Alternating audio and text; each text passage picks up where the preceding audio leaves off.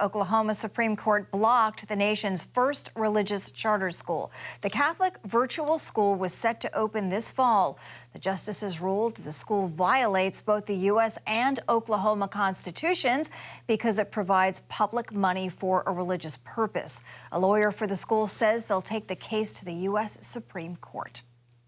Attacks against Jews and Muslims have risen dramatically in the U.S. and all around the world. That is according to a new government report detailing the status of religious freedom in nearly 200 countries. The State Department specifically calls out Hungary for the use of anti-Semitic and anti-Muslim tropes by government leaders. Pakistan is another area of concern. There, Christians face imprisonment for blasphemy against Islam. The report also raises alarms over India, where there has been an increase in attacks against religious minorities.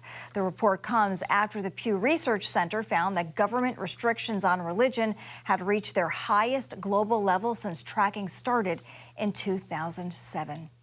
With that, let's bring in Tony Perkins, president of the Family Research Council and former chair and vice chair of the United States Commission on International Religious Freedom. Tony, what is happening that's causing this spike in persecution and anti-Semitism in nearly every corner of the globe? Is it one thing, or is it a cascade of problems, do you think? I think it's a combination of factors, but here's one that is very clear. When America does not lead, the world follows, all right? We're not prioritizing religious freedom.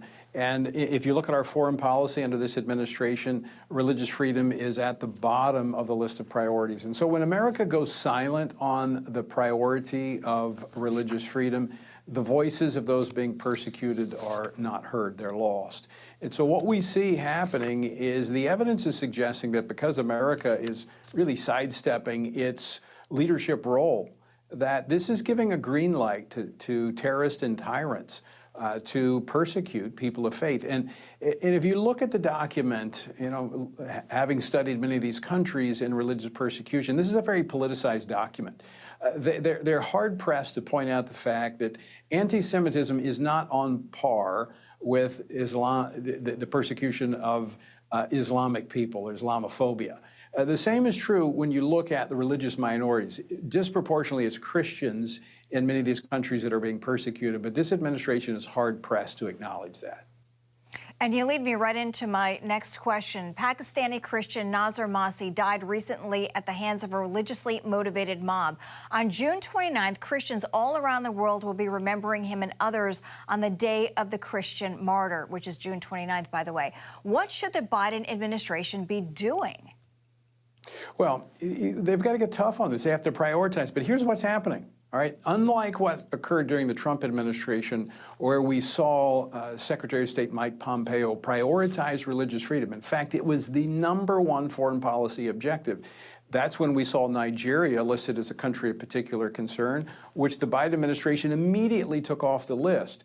Now, when it is a country of particular concern, that means sanctions can be used against the government, because that's what we see happening in many of these countries, India, Pakistan, Nigeria. The governments themselves are not doing the persecution, but they're turning a blind eye to these mobs who are burning churches, killing Christians, murdering, raping, pillaging, and they're not doing anything about it. The United States government can use sanctions to ensure that these governments are playing fair and providing protection to all of their citizens. That's not happening under this administration. And Tony, we've got about 30 seconds left. I want to get this question in. The Supreme Court acknowledges it accidentally posted that Idaho abortion case document that may preview a win for the Biden administration. Quickly, what do you make of that? We still don't know who leaked Dobbs. It's hard to say, and I want to look at the whole thing before I comment and find out the background on it, and I think it's premature to comment. Okay, I appreciate you, Tony Perkins. Thank you so much for joining us. We always appreciate your thoughts. Good to be with you. Thank you.